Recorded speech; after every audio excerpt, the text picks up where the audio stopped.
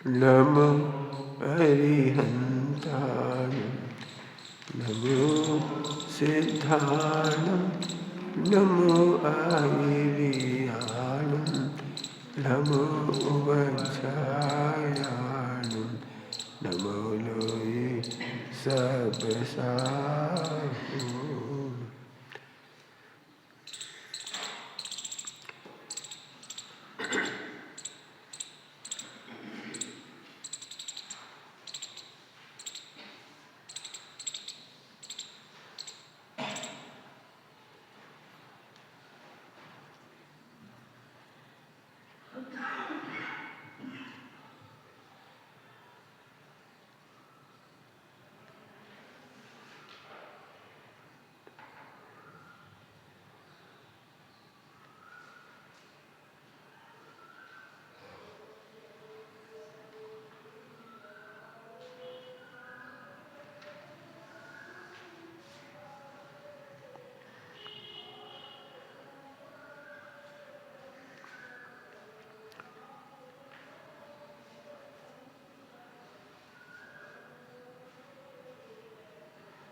नमः शमयसाराय स्वानुभूत्याचकास्ते चेत्स्वभावाय भावाय सर्वभावान्तरचित्।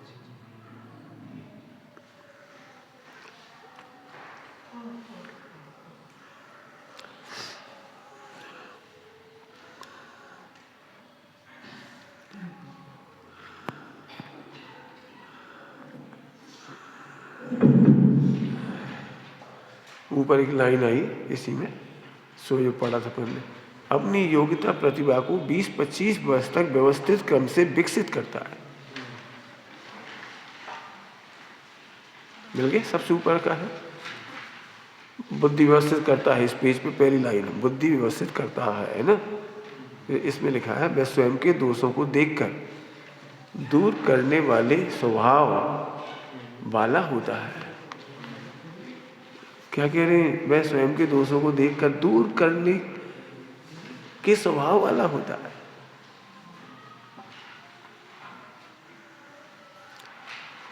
क्या कहा? अपने दोषों को दूर करने का स्वभाव होता है उसका।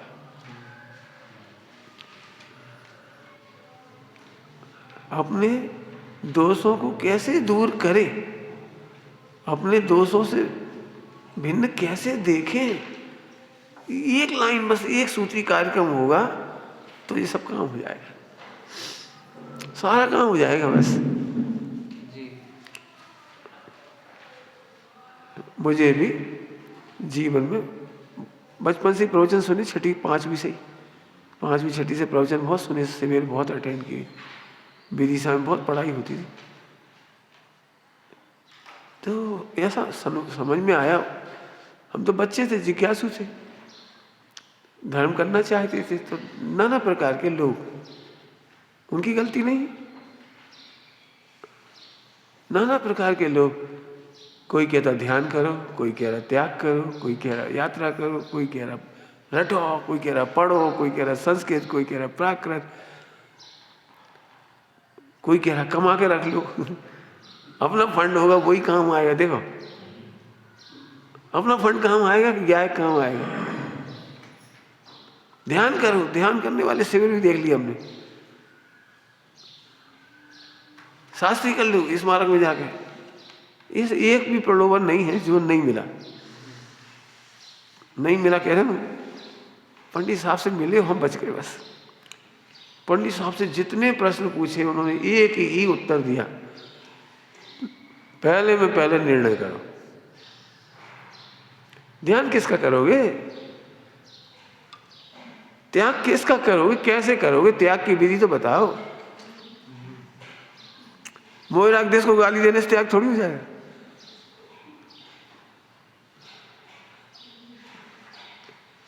निर्णय तो कर। हम कितने शास्त्र पढ़े, पंडित साहब बोले हमें से कोई मतलब नहीं। कितने शास्त्र पढ़ो, हमें से कोई मतलब नहीं। कैसे पढ़ते हो ये बताओ। पंडित साहब ये नहीं कह रहे तुम पढ़ो, अभी भी हम सब लोग ये सोचे पंडित जी कहीं पढ़ो, पढ़ने का मतलब,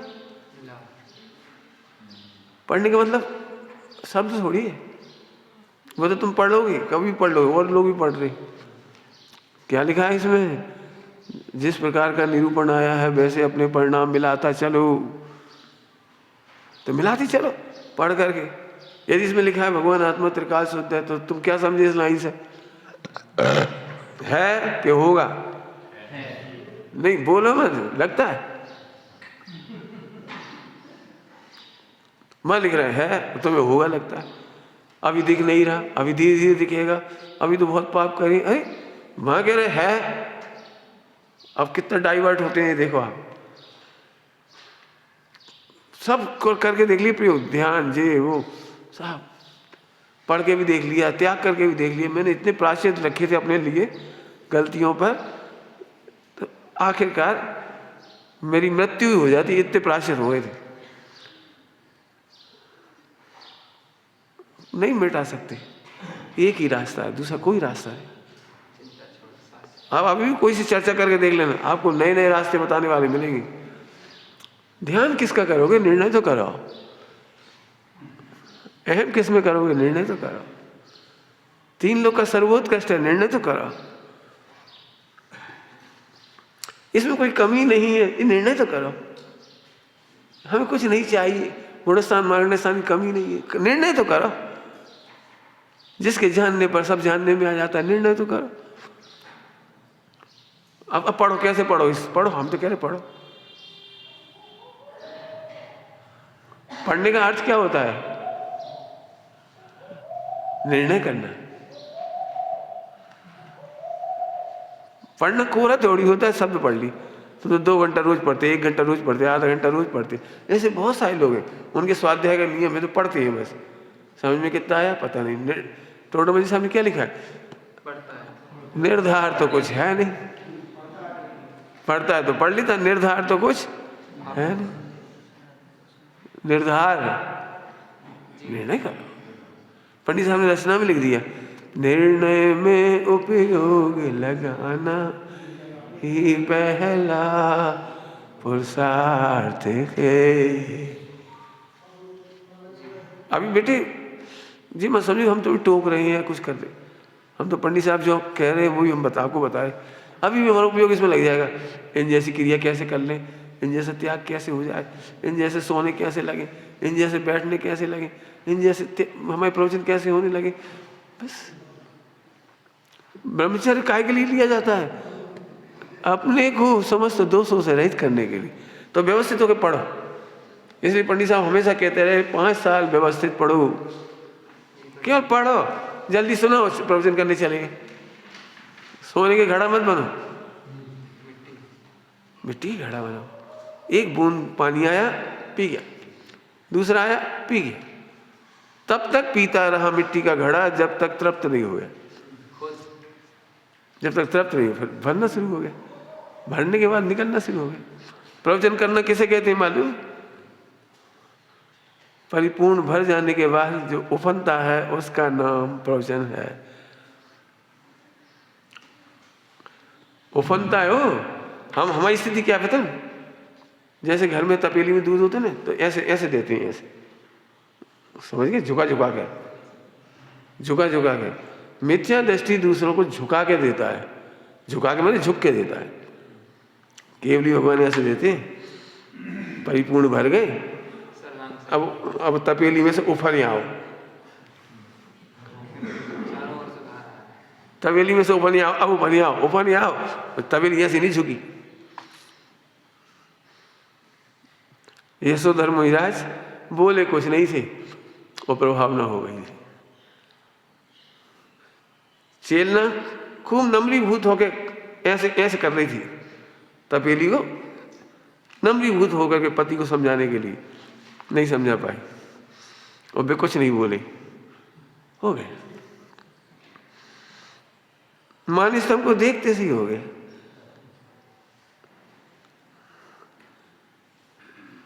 बयान नहीं कहें लखी। अब निर्णय करो, इस पे निर्णय करो। और रटी रटाइए याद है, हम भी बोल देंगे तुम भी बोल दो। नहीं नहीं, निर्णय करो, कैसे होता हो, कैसे देखते होंगे, पंडित साहब ने तो बहुत दृष्टांत दिए, उन्हें रिपीट करेंगे तो पूरा समय निकल जाएगा। कैसे? पंडित साहब ने कहा था मोक्ष जाने की वही विधि है जो नर्सरी की विधि है। भिंड के शिविर में कही थी ये बात। नर्सरी की विधि क्या है? छोटा आ अनार का लिखना सिखाता है टीचर। बेटा इधर देखो, इधर देखो, बेटा इधर देखो, इधर देखो, देखो इधर देखो, देखो, जैसे हम लिख रहे हैं ऐसे लिखो, ऐसे जैसे हम स्वरूप में गए ऐसे तुम जाओ। हम सारे जगत को जान करके भी शांत हैं, तुम भी जान करके शांत रहो, केवल ज्ञान हो जाएगा। पढ़ो, गलत बात, काम को बेवकूफ है। यही तो पंडित साहब की डेढ़ अकल जी होती है। इस पे तो करुण सा सोच चाहिए, पंडित साहब कितनी सही कह रहे, जा नहीं सोची, पढ़ नहीं, पढ़ ली, अकेले में पढ़ ली को मने कर रहा, डूबो इस समय। पंडित साहब के हम तो कहने आए, चलो कह रहे, चलो अपन क्या करें। पंडित साहब के विरह में बोलना भी भारी पड़ता है, क्या करें, सोचो तो डूब हो जाए। देखो, अब देखो तो हाँ, हमने नहीं सुनी, देखो ऐसे देखने का भाव समझो, पढ़ने का भाव समझो। चलो व्यवस्थित पढ़ो, इसका मतलब व्यवस्थित पढ़ो, अपने दोषों को निकालने वाला व्यवस्थित पढ़ेगा, ये लिखा है इसमें, ठीक है। वह स्वयं के दोषों को देखकर दूर करने का स्वभाव वाला होता है। अपनी योग्यता और प्रतिभा को 20-25 वर्ष तक, पंडिताई मतलब वो 2-5 साल में, 25 साल तक, 20 साल तक पहले अपना काम कर लो। अनंत काल में अपना काम नहीं हुआ, पहले अपना काम कर लो, पहले अपना काम कर लो, ठीक है। आगे, हे मोह, तेरा प्रभाव मोक्ष मार्ग के नाम पर भी कायर बना देता है। कायर समझते हो? कहां तक पढ़े जी, कायर की भाषा कहां तक पढ़े, कहां तक सोचे, थक गौ हमारा दिमाग, ये तो सूक्ष्म है को जो आत्मा हम कहा करें। कायर की भाषा है ये, इतने दिन तो हो गए यहाँ रहते रहते, कछु भाव ही तो नहीं जी, कायर की भाषा है।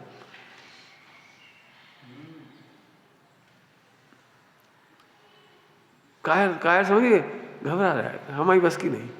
कित तो त्याग करें, कहां तक पढ़ें, कहां तक लिखें, कहां तक सोचें।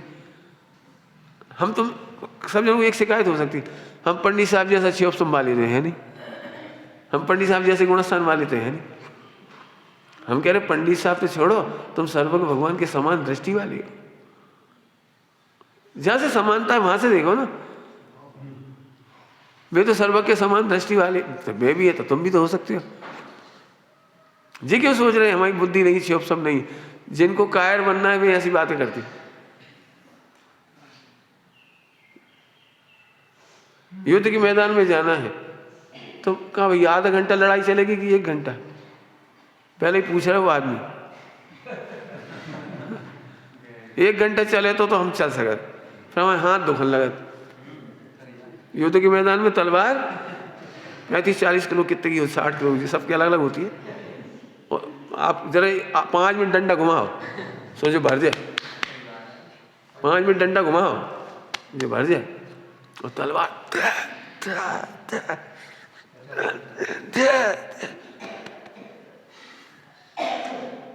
कायर व्यक्ति सोच रहा थक गए तो गर्दन कटी, गर्दन कटेगी और क्या होगा। मोक्ष मार्ग में कायर नो नहीं काम, सूरा नोआ मार्ग से, सूरवीर की भाषा बोलो, जे विकार हम तो जीत जाएंगे, जे है भाषा भाई साहब, जब जे विकार नहीं जीत पाएंगे, ये कायर कहता है। कायर ऐसे कहते पंडित जी, जब विकार आते हैं ना खाने पीने की, स्त्री पुत्र आदि के, नहीं जीत पाए, जी कायर सोचता है। पंडित साहब कैसे सोचते हैं, स्वभाव के सन्मुख, लिखो लिखो, हम इसे कहते लिखो, हम अपनी बात कह रहे, लिख लिख करके निपटे हम तो। हमें अकेले में कौन था, अकेले में कौन था हमारे पास। पंडित साहब ने जितने साल किए, मैंने एक भी होमवर्क नहीं छोड़ा, अहंकार के लिए नहीं कह रहे, हमारे पास कोई रास्ता ही नहीं था। होमवर्क किया है, बिल्कुल होमवर्क, कायर नहीं बनना है। देखो अब हम जा तो रहे हैं, बने तो कर लेंगे। तुम ले रहे ब्रह्मचर्य तो फिर हम भी ले रहे। ये कायर की सोच है। जिस समय मैं पंडित साहब को नहीं जानता था, किसी को भी नहीं जानता था, मैं तो बहुत छोटा था उस समय, सन 80 की बात है। शीतलाचार ब्रह्मचारियों को देख देख करके मुझे पता भी नहीं था ब्रह्मचारियों का आश्रम भी कोई चीज़ है, कोई संरक्षण है, कोई मार्गदर्शन है, मुझे कुछ पता नहीं था। लेकिन इतना पता लग गया था ब्रह्मचारियों में शीतलाचार की घटनाएं पता लगी थी। तो मैं बहुत उदास था। मैंने माँ से पूछा, ये पंचम काल में भोजन की शुद्धता, खान पान की शुद्धता और इस सील की मर्यादा, ये सब देखने को ही नहीं मिल रही। हम कैसे रहें इस मार्ग में? माँ से कही मैंने बात। माँ ने इतनी अच्छी बात कही, उनको पंडिताई तो नहीं थी लेकिन बड़ी अच्छी भाषा बोली। बोले सारी दुनिया डूब जाए, अपन नहीं डूब रहे। जब तुम्हें ऐसे घबराहट लगे कि कोई नहीं है, तब ये सोचो आचार्य कुंद भी तो इसी भूमि पर से हुए, महावीर भगवान भी तो यहीं से आए, स्वामी जी भी तो यहीं से आए। तुम बाहर मत देखो। फिर बहुत सोचा इस पर, बहुत सोचा। बाढ़ आ गई, सब डूब रहे, तो तुम क्या कहोगे? ओह सभी तो डूब रहे, ऐसे सोचोगे? सभी तो डूब रहे। और वो तो कितना बड़ा पहलवान तो तैराक, लो किनारे तक पहुंच गया बेचारा मझधार से, और वहीं डूब गया बेचारा किनारे पे। तो फिर अपन क्या करेंगे भैया? प्रवीण क्या करोगे फिर? अब डूबने तो है ही। सच में वो दिन मुझे याद है बिल्कुल अच्छी तरीके से। फिर मिलते ही चले गए योग सारे साल। पंडित साहब ने 20 दिन देखे थे, पता है। इसलिए पंडित साहब को करुणा थी कि मोक्ष मंडल के ब्रह्मचारी भाई बहनों को संरक्षण मिले, त्याग वैराग के संरक्षण मिले, तत्व ज्ञान का संरक्षण मिले, पठन पाठन की व्यवस्था हो। उन्हें अपना कोई स्वार्थ थोड़ी था। व्यवस्थित पढ़ाई की कहते रहे बिल्कुल। वे स्वयं के आगे मोक्ष मार्ग के नाम पर कायर बना देता है। कायर का मतलब समझ गए? हमारी बस की नहीं है, इतना तो कर रहे। कायर बोलता है इतना तो कर रहे। युद्ध के मैदान का दृष्टांत याद रखना, इतना तो चला ला, वहां तो आप नहीं चलाएंगे, मानो तो फिर। पंडित साहब ने इतनी अच्छी भाषा बोली थी, या तो मान ज्ञान का नाश करेगा या ज्ञान मान का नाश करे, बोलो क्या करना है? करेगा तो सही, पक्के में दो में से किसी एक का नाश होगा। बोलो क्या करना है? या तो ज्ञान इस तरह से करो कि मान का नाश हो जाए, और नहीं तो मान तुम्हारे ज्ञान का नाश कर दे। पढ़ लेना 11 अंग 9 पूर्व, कुछ नहीं होगा। बहुत पंडित साहब की छोटी छोटी सूक्तियों में कितना गजब। इससे तो मैं अकेला शांति से रह लूंगा, मैं तो अपनी चर्या में चुस्त रहूंगा, सत्संग में कोरे क्रियाकांड एवं बाग जाल के सिवा मिलता क्या है? इस तरह की सोच आपको अंदर में आती हो जब भी, तो लिखा है कृतज्ञ की सोच है। कृतज्ञ है, किए हुए उपकार को नहीं सोचता। अब बागजाल समझ में आ रहा है, नहीं मिलता तब पता लगता तुम्हें। अब कोरा क्रियाकांड दिख रहा है, पहले नहीं मिलता तब समझ में आती। घूम के आओ, पूरे हिंदुस्तान में जाओ, जाके देखो। पंडित साहब कई बार कहते तुम्हें मिल गया ना सहजता से, इसलिए कर रहे हो, कीमत नहीं आती तुमको। जाके देखो, सच कहता हूं, देखो। इससे तो अकेला रह लूंगा, शांति से रह लूंगा। पहले पढ़ा चुके इसलिए अब इस पर डिटेल नहीं कर रहे। लेकिन ये कृतज्ञता की सोच है। मैं स्वयं ही कमा लूंगा, स्वयं का कार्य भोजन दिनचर्या में स्वयं कर लूंगा, ये मिथ्या अहंकार, ये मिथ्या अहंकार। अपनी दिनचर्या, अभी हम बीमार हो गए मान लो, उठते नहीं बनता, रात भर हाँपते रहे, बैठे रहे, उठ के वहां तक जाने की ताकत नहीं रही। तुम कह रहे हो अपनी दिनचर्या कर लें, कैसे कर लोगे बता दो। पानी कैसे बल जाओ कुआं से? अब बोलो, जवानी में इठला रहे हम। धर्मी धर्मात्माओं को तिरस्कार मत करो। धर्मी धर्मात्माओं को बड़े हैं तो विनय से सीखो, और छोटे हैं तो बादशाह से उनका हाथ थामो। बादशाह का हमें काफी कोई की दबेल में रहे, इनके अनुसार क्यों चले, उनके अनुसार क्यों चले? अहंकार है, एक दिन में पता लग जाएगा। मैंने बहुत सोचा इस पॉइंट पे, बहुत। जरा एक काम करो, बाजार से गेहूं खरीदो, दूध लेके आओ और घी निकालो, जाओ गेहूं धो सुखाओ, फिर पीसो खाओ, फिर करो। 2 ही काम बताएं, अभी बहुत सारे काम होते हैं। हम बनाते हैं ना भोजन, हमें मालूम सब में से कर दिए। जरा सी गलती हुई, जीरे में कीड़े पड़ गए। जरा सी गलती करी, सौंठ के अंदर छेद हो गए, मुलेठी में छेद हो गए, इन्हें खोल के देखे हम जीभ निकल जाए। जरा सी हवा लगी पिंड खजूर में, इल्लियां पड़ गई। ऊपर से अच्छे दिख रहे, अंदर से भी अच्छे दिख रहे। वो एक वो बन जाता ना बतीसा जैसा ऊपर का, उसे खोल के देखो, जीभ पड़ गई। संभालने पसीना जाएगा। ये तो हमें रेडी मिल जाता है ना, इसलिए हम कीमत नहीं करते। बहुत सोचना, बहुत। ये मिथ्या अहंकार है, ज्यादा दिन नहीं चलेगी, बिल्कुल नहीं चलेगी, एक दिन भी नहीं चलेगी। अकेले रहने वाले चिड़चिड़ाते हैं, नोट कर लेने जाके और देख आना। अकेले रहने वाले हमेशा कोसते हैं, समाज साथ नहीं देती, कोई साधन भी साथ नहीं देता, मोक्षु ऐसे हैं, बात चल नहीं है। बिल्कुल देखे आओ जाके, देख लो। पंडित साहब कहते हैं तुम एक दिन भी परेशान नहीं होगे, जो विधि बता रहे वैसे करो, नहीं होगे। बुढ़ापे में क्या होगा, तुम ये मत सोचो हमारा बुढ़ापे में क्या होगा, इन सब का बुढ़ापे में क्या होगा। तुम ये सोचो तुम्हारा बुढ़ापा अच्छा कट जाएगा। तुम मरो जियो, हमें कोई मतलब नहीं। हमारे बुढ़ापे में तो कोई आ जाए हमारे पुण्य की वजह से, पोपा बाई का राज नहीं है, कहीं से आ जाएगा, कहीं से नहीं आएगा। अरे अपने पैसे से अपने बच्चों को पढ़ा लिखा के तैयार करते हैं, और जैसे संस्कार देने थे वैसे नहीं दिए, बेतक समाधि नहीं कराते, तरसते हुए छोड़ देते हैं। तुम क्या करोगे? और एक बात ध्यान रखना, मैं तो इस मामले में बहुत चर्चा करना चाहता हूँ। यदि आपको ये पैटर्न पसंद नहीं है तो ब्रह्मचर्य मत लीजिए। स्पष्ट कह रहा हूँ, ब्रह्मचर्य इसलिए मत लीजिए कि घर घर में चर्चा होगी। देख लो एक उन्हें, बेटा चक्कर में मत आओ। ये डायलॉग बिल्कुल पूरे हिंदुस्तान में है। बेटा देखो कैसे अनाथ छोड़ देते हैं ब्रह्मचारियों को, बहनों को। वहाँ कछु नहीं है बेटा, फिर तड़पते रहो। ये भी नहीं होना चाहिए।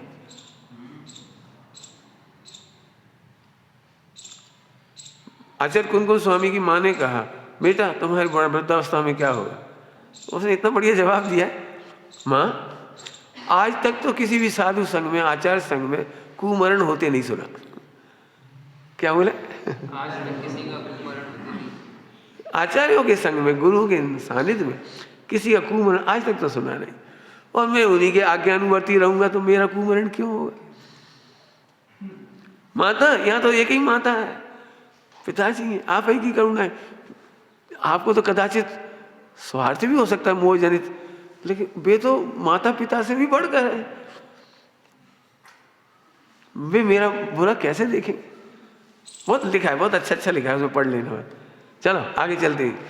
तो मिथ्या अहंकार नहीं करना, मैं तो रह लूंगा। नहीं रह पाओगे, सही में कह रहे, नहीं रह पाओगे। गुरु, हाँ एक और खतरनाक बात, क्यों रहे हम यहाँ पर? गुरु और साधर्मी कोई एक परद्रव्य है और एक तरफ दूसरे में कुछ कर नहीं सकते। वे हमारे परिणाम सुधार देंगे, वो तो हम सुधारेंगे तब उन पर निमित्त पने का आरोप आएगा। वे क्या कर लेंगे? इतने ब्रह्मचारी भैया हम क्या कर लेंगे? हम ही अपने परिणाम सुधारेंगे पुरुषार्थ करके। इन लोगों से तो कोई फायदा होने वाला नहीं। देखो क्या कह रहे हैं, गुरु और साधन में मेरे परिणाम थोड़ी सुधार देंगे, वे तो फोकट के निमित्त हैं। मैं पुरुषार्थ करूंगा तब वे निमित्त रूप से प्रसिद्ध होंगे। वे मुझे कुछ मदद तो करते नहीं। ये निश्चयवासी की सोच, ये निश्चयवासी की सोच है। हम फोकट में इनकी सेवा कर रहे हैं। ध्यान रखना, जिन शासन में एक भी पर्याय फोकट की नहीं होती। आपको ये पता नहीं है कि आपने जो सेवा की उसके बदले में मिला क्या है। प्रत्यक्ष विशुद्धि कितनी बड़ी है आपकी, कितने कोड़ा कोड़ी की नजरा हुई होगी तुम्हें पता ही नहीं। अपकर्षण हुआ वो तुम्हें खबर ही नहीं, खबर नहीं पड़ती। भगवंतों का दर्शन करते से कितने कर्मों का अपकर्षण होता है तुम्हें थोड़ी दिखता। वो तुम्हें दिखता नहीं, दिक्कत है। करना नहीं तो तुम पढ़े नहीं हो, दिखता भी नहीं तुम्हें। बताओ, चारों तरफ से आतंकवादियों ने घेर लिया, पाकिस्तानियों ने चारों तरफ से घेर लिया, और इतने में एक हेलीकॉप्टर ऊपर से आया, उस पर भारत का झंडा बना हुआ था। बोलो तुम्हें कैसा लग रहा है? देखते से क्या लग रहा है? बोलो बोलो बोलो पूरी ताकत से। जिन्हें देव का दर्शन ऐसा है, सास का दर्शन ऐसा है, साधर्मी का मिलना ऐसा है, कहा निर्णय नहीं करोगे तो ऐसी तकलीफ होगी। भैया निश्चयवासी मत बनो। आगे मैं तो कहीं भी चला जाऊंगा, आज कोई भी विश्वसनीय गुरु नहीं लो, कोई साधर्मी नहीं विश्वसनीय। प्राचीन काल के संतों की बात अलग थी, वे महान ब्रह्मचारियों की बात अलग थी, विद्वान धन्य थे पुराने, जयसेन स्वामी आचार्य और जयचंद जी छावड़ा जी गजब के थे भाई। अब तो कछु नहीं है, अब कछु नहीं है। यदि ऐसी सोच हो तो मोह की सबसे बड़ी खतरनाक पहचान यह है, वो प्रत्यक्ष गुरु को नहीं पहचान, प्रत्यक्ष देवशास्त्र गुरु की पहचान नहीं कर पाता। एक अच्छी भाषा में बोल दूं, पूरी जगह लगा लेने से, अच्छी भाषा में, जो प्राप्त संयोग और भोगों में संतुष्ट नहीं होने देता, जो प्राप्त भोगों में, भोगों की तरफ से भी कह रहे, भोगों की तरफ से भी कह रहे, प्राप्त भोगों में और प्राप्त संयोगों में संतुष्ट नहीं होने देता। तुम यहाँ रोज मंदिर आओगे, इसकी कीमत नहीं आएगी। और कोई ने फोन लगाया, भैया हम सम्य सिंह जी पहुंच गए। अच्छा, अरे तो जी सम्य सिंह जी इसका काम है क्यों? महावीर जी के महावीर भगवान, पामायन के महावीर भगवान में कहाँ अंतर? जी तो कछु नहीं है, जी तो हम रोज देखा थे ना, तो इन्हें तो हम रोज देखा। आज तो भैया चांदनपुर बाहरी महावीर, बड़े बाबा, छोटी बाबा, जो कछु भाषा लगे, क्या फर्क पड़ा ये तो बता दो। यहाँ के महावीर में उनके महावीर, प्राप्त में संतुष्ट नहीं होने देता, प्राप्त संयोगों में, प्राप्त गुरुओं में, प्राप्त साधर्मियों में, अरे प्राप्त शिवोपम में। सबसे पहली बात लगाओ दर्शन मोह में, प्राप्त ध्रुव को, सदा प्राप्त सहज प्राप्त ध्रुव में ही संतुष्ट नहीं होने देता ये दर्शन मोह। कुछ करना थोड़ी है, कुछ करना थोड़ी इसके लिए, हो ही ना, आनंद कर, हूँ, लेकिन ये हूँ में नहीं करने देगा। बाकी एक काम करे, गुण भेद का विचार करके संतुष्ट होगा। और आज तो हमने 47 शक्ति का गहरे गहरे विचार किया, पहली बार किया इतना गहरा विचार। हो ऐसा लग रहा है टीका लिख दूं पूरी। बेवकूफ, कितनी दूर चला गया तू? टीका करने से महान है कि ध्रुव अपने आप में महान है? जल्दी कह रहे हैं लेकिन बहुत सोचना पड़ेगा। अभी भी लगता है यदि हम कुछ क्रियाओं में सफल हो जाएं, पढ़ने पढ़ाने में सफल हो जाएं, खाने पीने कुछ करने में सफल हो जाए, तब लगता है हम अब बढ़िया हुए। और यहाँ कह रहे पहला निर्णय कर कि तू बिना कुछ करे बढ़िया है। क्या कह रहे? थोड़ा कठिन पाठ है ये। बिना ही करे, बिना ही सोचे, बिना ही पढ़े, बिना ही लिखे, हमें नहीं मालूम, इसका निर्णय करो, इसके बाद तुम सब करो, हमें कुछ। आज से तुम 4 घंटा रोज पढ़ने लगो, तुम अपने आप को झट धन्य मानने लगोगे। याद रह जाए 500 ग्रंथ और तुम सारी दुनिया को सुनाने लगो। अब तो तुम महापुरुष हो गए, पुरुष तो रहेगा। निर्णय करो, फिर समझ में आ गया, निर्णय करो। शब्द तो बहुत अच्छे अच्छे, सहज पूरा, सदा पूरा, परिपूर्ण प्रभु है निश्चय से, हूँ व्यवहार से पूरा, हानि न होवे वृद्धि न होवे, दिखे सदाई। जिन जिन ने भी पूरा देखा, अद्भुत चेतन नूरा, मुक्त भये जिन देखा पूरा। वाल्मीकि की रचना है ये।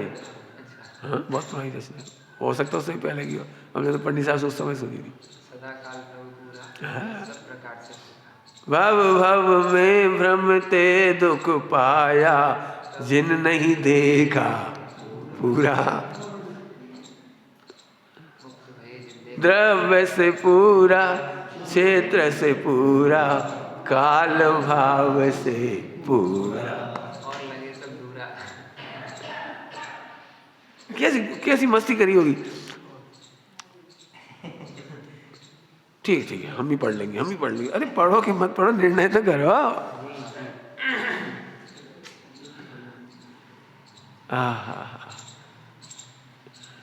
मैं तो कहीं भी चला जाऊंगा, आज कोई भी विश्वसनीय गुरु साधर्मी नहीं है, ठीक है।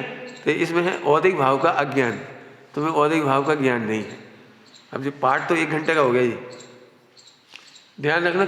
समस्त मिथ्या दृष्टियों को चौथे काल में भी प्रत्यक्ष गुरु की कीमत नहीं आती। फिर से बोलूं, कितना दम से बोली मैंने, चौथे काल में भी प्रत्यक्ष गुरु देव शास्त्र की महिमा नहीं आती। क्यों? वो औदिक भाव का स्वरूप नहीं जानता। और इसीलिए चौथे गुण स्थान में उपभुवन स्थितिकरण मुख्य अंग है। उपभुवन स्थितिकरण क्यों? सम्यक दृष्टि हुआ है, लेकिन 4 संज्ञाएं तो नहीं बदली ना। गोमट साहब जी ने क्या लिखा है? चौथे गुण स्थान में और पहले गुण स्थान में किंचित मात्र भी विरक्तता, व्रत परिवर्तन, आचरण का परिवर्तन दिखाई नहीं देता। किंचित मात्र भी नहीं दिखाई देता। पहले और चौथे गुण स्थान में किंचित भी परिवर्तन नहीं दिखाई देता। गोमट साहब जी ने लिखा है। अब तुम कैसे पहचानोगे जी सम्यक दृष्टि, ये बताओ। जब भी देखो जितने यहाँ से हंसते, जितने यहाँ से खाते, ये तो लड़ पड़ी, ये तो चिल्लाने लगी, और ये तो ऐसे हो गए, ये तो हंस रहे थे। बस इसीलिए तुम नहीं जानते किस गुणस्थान में कौन कौन सा औदिक भाव कितना रहता है, कौन से गुणस्थान में संज्ञाएं कितनी रहती हैं। बहुत बड़ा पाठ है, 1 घंटा भी कम पड़ेगा इसे निर्णय करने में। देखा है आपने? आप किसी संतुष्ट क्यों नहीं हो पाते? ए भैया, हम जब उनके पास रहे तब समझ में आई भी कैसे। जैसे तुम्हें हमारे दूर के ढोल सुहावने लगेंगे, हमें अच्छे लगेंगे। हमारे संग्रह के देखो तो आपको बुरे लगेंगे। पक्की बात है, पक्की बात कह रहे हैं। क्यों? ये तो ऐसे खा रहे, ऐसे सो रहे, ऐसे बैठ रहे। भाई तुम रहे हुए दोष देख रहे हो या मिटे हुए दोष? बहुत कठिन पाठ है, बहुत ही कठिन है। मैं खुद कह रहा हूँ, बहुत कठिन पाठ है। तुझे औदिक भाव का ज्ञान है, इसलिए तू प्रत्यक्ष में देव शास्त्र गुरु मिले, कोई भी मिल जाए, तुझे उनकी कीमत नहीं आएगी, नहीं आएगी, नहीं आएगी। हमने तो प्रत्यक्ष ही अनुभव करके देखा। पंडित साहब इतनी सुंदर, इतना इतना बैलेंस मार्ग बता रहे, सब कुछ बता रहे, और लोग वे बातें याद रह गई जो याद रखने लायक नहीं थी।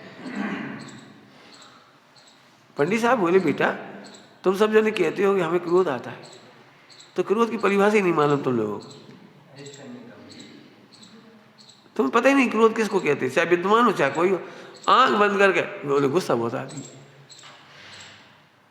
जो जो ये सोच रहे हैं गुस्सा बहुत आती है, वे मिथ्या दृष्टि तो है ही, उन्हें यही नहीं पता कि क्रोध की परिभाषा क्या है। क्रोध की परिभाषा नहीं पता, ये कह रहा हूं। डॉक्टर साहब ने खुलासा किया है, मन वचन काया की परिणति का नाम क्रोध नहीं है, उत्तम क्षमा के प्रकरण में। फिर पंडित साहब ने तो बहुत दृष्टांत दिए, बहुत दृष्टांत दिए, बहुत अच्छे अच्छे। परिभाषा क्या है? बुरा करने का भाव। थोड़ा वो खुलासा करो, स्वयं और पर का बुरा करने का भाव। स्वयं का बुरा करने में अनंतानुबंधी, अनंतानुबंधी क्रोध है।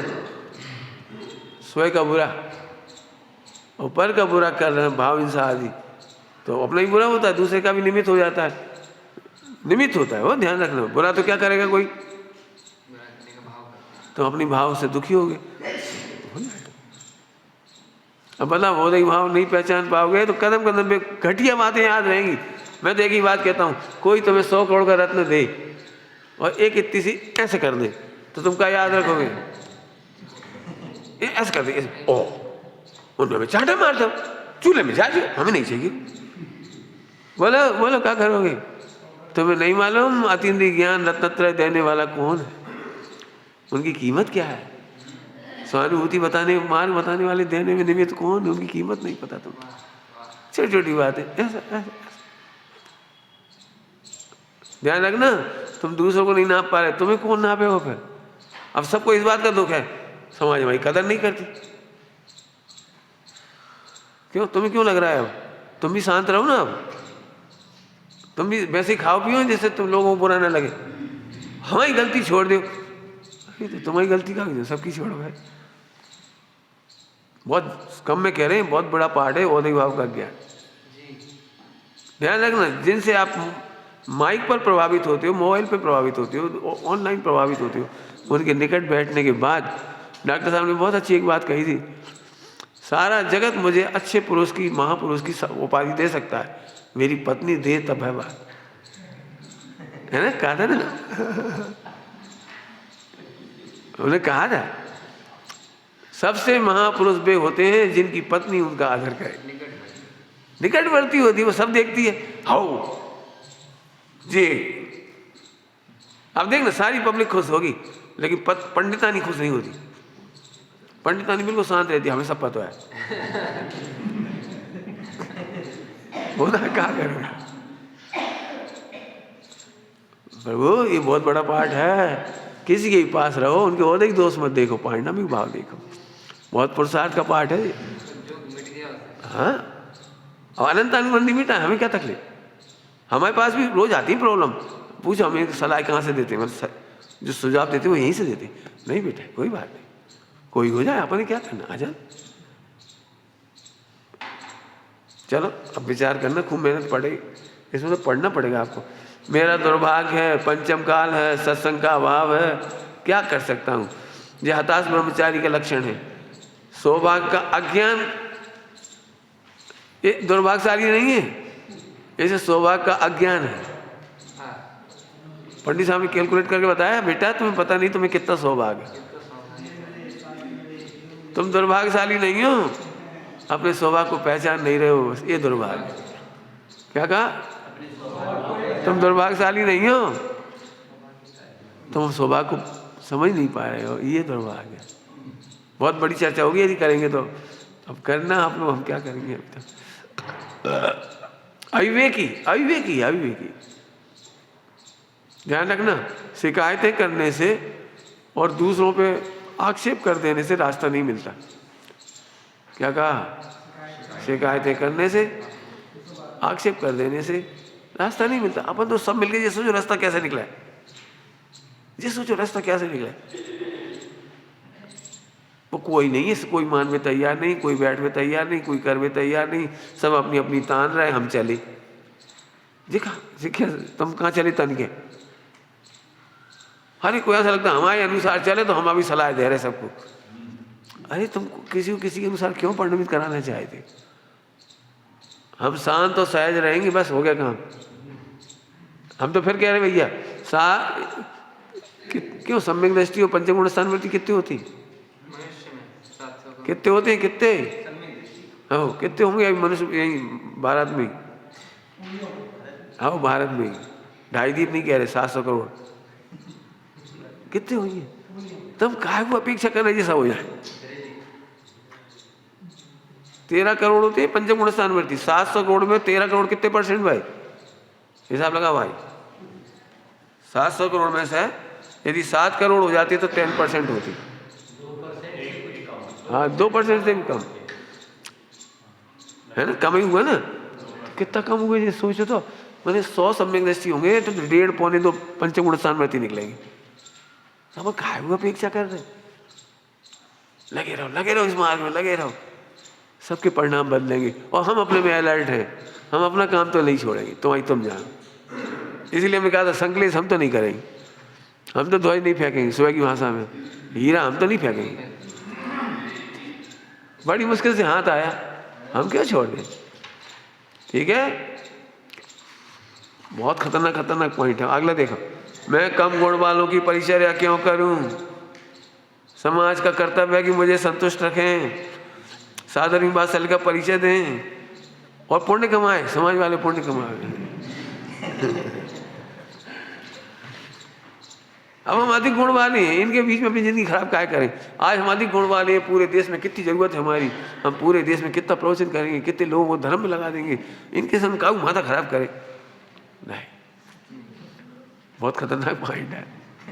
पलायनवादी है ये, पलायनवादी। मैंने इस पर बहुत सोचा, हम भी किसी से कम गुण वाले हैं, यदि उन्होंने हमें न संभाला होता तो हमारा क्या होता। क्यों? अगले जन्मों में कोई आचार्य ना मिले तुम्हें, उपाध्याय ना मिले, साधु ना मिले, क्या तुम तो कम गुण वाले हो, और तुमने न्याय कौन सा बनाया? अधिक गुण वाले कम गुण वालों की सेवा कब करें, परिचर्या क्यों करें? हमारी जिंदगी बेकार चली जाएगी। तो सोचो इसके फल में तुम्हें भी कोई योग्य गुरु देव आदि नहीं मिलेंगे, साधन भी नहीं मिलेंगे, फिर क्या होगा ये सोचो। भाई हमें जितना आता है हम समझा रहे, जितना हमें आता है, हम नहीं कह रहे हमें कुछ आता है। हमने पहले दिनों में सब कह दिया हम कंपाउंडर बराबर भी नहीं है, हम पंडित साहब के सामने चरणों की धूल बराबर भी नहीं। भावना जरूर ऐसी है कि पंडित साहब पंचम काल में करना चाह रहे थे, सोच रहे थे, जो उनकी भावना थी निर्दोष मार्ग की, अपन भी एक कोशिश करें सब मिलकर। हम भी सोच रहे, तुम भी सोचो।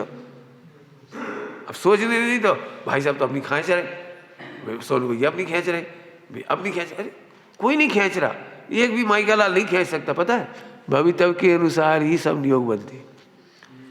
तुम्हें तो भगना है ना, इसलिए कह दी वो भाई साहब अपनी खींच रहे हैं, बहन जी अपनी खींच रही हैं, जी अपनी खींच रहे। कोई की ताकत नहीं है एक पर्याय 10 उधर खींच दे। अन्याय की व्यवस्था नहीं है विश्व में, अन्याय की जब न खुद दुखी रहना, खुद दुखी रहना भगना है, इसलिए कहता है ओ भैया हमने देख लो अब अमायन में हम क्या अमायन छोड़े, चल पूरे देश में बता कहाँ है, कहीं कच्छु नहीं है तो फिर रहना। एक बहुत अच्छी सूक्ति सुनी होगी, हम सुधरेंगे बस। यहाँ कोई गुण वाले नहीं है तो तुम ही गुण वाले बन जाओ। पहले तो गुणहीन क्यों देख रहे हो, गुणहीन क्यों देख रहे हो? सभी हीरे हैं, तराशने की जरूरत है। बाकी तो सब कह दिया आपको है बहुत। समाज ज्ञान दान के लायक ही नहीं है, मुझसे सीखना हो तो मेरे अनुसार चलो। ब्रह्मचारियों की हालत है जी, हमारे अनुसार सोचते नहीं कोई। तुम्हारे अनुसार क्यों सोचे? पहले तुम हो कौन, ये बता दो, राकेश हो कि आत्मा हो? पहले निर्णय करो, सही कह रहे आप। बोले हमें जाना तो सस्तीपुरी, लेकिन हमारी निराकुल साधना में कछु हुई है कि नहीं हुई है? हम ही देखो भाई, हम भी जा रहे हैं, इतने लोग भी जा रहे हैं। जो उदय हो उसे सहज भाव से स्वीकार कर लेना।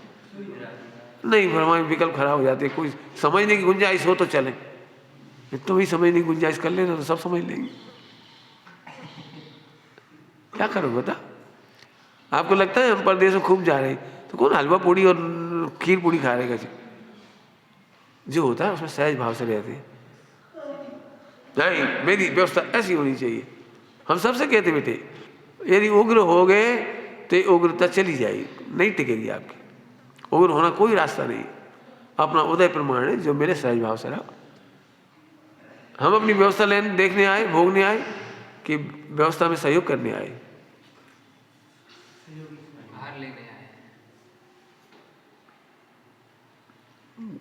समझो बेटे, है ना? समाज ज्ञान दान के लायक ही नहीं है, मुझसे सीखना हो तो मेरे अनुसार चलो। ये बहुत लोगों की सोच है, मिथ्या दृष्टि को यही सोच है। हम क्या कर सकते हैं? हमारे अनुसार चलो, फिर तुम हो कौन? ये सब सोचना बेटे, अभी भी ऐसा नहीं सोचना जी कोई समझता नहीं, ऐसा नहीं करता। तुम्हें क्यों लगता है कि समझता नहीं? गुरुदेव तो कहते समझ का पिंड है, वो समझ का पिंड है। 8 साल के बालक को देख के कभी ऐसा नहीं कहा ये समझ नहीं सकता। भगवान है, समझ है। तुम इधर से देखोगे तो समझ पाओगे, वैसे तो है बच्चा है, बच्चा नहीं है।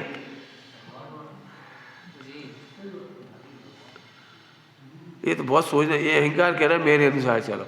मेरा होता क्या है? पंडित साहब ने इतनी बार चर्चा हुई, इतनी बार, अंतिम बार भी आया था, एक पंडित साहब ने अंत में एक बात कही, बेटा हमारी मत मानियो, आगम से मिला लो। याद होगा आपको सबको? पंडित साहब आखिर में यही बात कहते थे, बेटे हो सकता है हम गलत कह रहे हैं, औधिक भाव है हमारा, लेकिन आगम में क्या लिखा है उससे मानना, तो हमारे अनुसार नहीं मानना। हर बार ये बात कही, हजारों बार। तुम बताओ देश शास्त्र गुरु का संरक्षण कैसे होगा? साथ धर्मी धर्मात्मा को मारे आगे कैसे बढ़? तुम बताओ, हमें कोई दिक्कत नहीं, तुम बता दो कैसे करोगे, कैसे होगा? बेट कई बार बोले बेटे इस भूमिका में, इस गुणस्थान में विषयानुराग तो छोड़ सकते हैं, लेकिन धर्मानुराग छूट नहीं रहा। हम केवल धर्मानुराग की पीड़ा भुगत रहे। तो हमने समझा इसको, सही है, धर्मानुराग की पीड़ा होती है तो क्या करोगे आप। जिनाज्ञा से बाह्य सोच है, क्रूर है ब्रह्मचारी, इसे शर्तें लगाने वाला क्रूर है, क्रूर। शर्तें क्यों लगा रहे हो? शर्तें मतलब आप कुछ कह रहा हूँ, बहुत मेहनत का पाठ। जगन मोहन लाल जी कटनी शास्त्री बन गए थे, शास्त्री बनारस से। टाइम घड़ी नहीं देखी हमने, सब ये शास्त्री हो गए थे। एक बार एक गांव में उन्हें बुलाया प्रवचन के लिए। उस समय में प्रवचन कम होते थे, सामाजिक समस्याओं का समाधान ज़्यादा करा देंगे, प्रवचन ही बने ऐसे। बुलाया उनको। उनको बुला के सब भूल ही गए कि उन्हें भोजन कराने। 3 दिन हो गए, 3 दिन धर्मशाला में रहे, पानी छान ले, बाजार से आम ले आए, चूस ले, और गोटली फेंक दे। तो सामने एक अजैन महिला रहती थी, अजैन महिला, वो रोज देख रही जी हैं तो कोई अन्य गांव के, यहाँ के तो है नहीं, मुझे रोज गोटली फेंक रहे, इस कारण इनका भोजन नहीं हो रहा है। सुबह शाम गोटली पड़ी मिलती इनके घर के कमरे के सामने, धर्मशाला के सामने। 30 दिन उससे नहीं रहा गया तो वो आई, पंडित जी आप कौन हो, कहाँ से आए, कहाँ है, आपके भोजन करने होगा कि नहीं भाई? अब उन्हें सहजता के दिन नहीं हुआ। फिर उसने जैनियों को बुलाया, फटकारा, कैसे जैनी हो, तुम्हारा विद्वान रह रहा, तुम भोजन तक की याद नहीं है, वे आम चूस चूस के फेंक रहे। सही घटना है। और उन्हीं विद्वान से एक बार किसी प्रकरण में समाज नहीं बुलाया, सामाजिक प्रॉब्लम सॉल्व करने के लिए बुलाया। 1 महीना रोका उनको, 1 महीना। और जब ये घर वापस चले गए समाधान करके, तो उनके बिल पहुंचा दो कि आपके ऊपर 118 रुपये निकल रहे। कमरा को किराया नहीं दो आपने, बिजली पानी को खर्चा, सबका 118 रुपये को बिल पहुंचा दो। अब भैया माथा पकड़ लो, हमने कभी सोची नहीं थी कि समाज के आमंत्रण पे गए, उनकी प्रॉब्लम सॉल्व करी, और लौटते में 118 को बिल देना पड़ेगा। तो उन्हें 118 भेजे। अब सोचो बेटे हमें क्या मिला है। और एक वो जमाना क्या था, गुरुदेव श्री के प्रताप से, पंडित साहब के प्रताप से, कीमत करना नहीं सीख पाओगे तो बहुत फंस जाएंगे हम। समय हो गया विचार करना।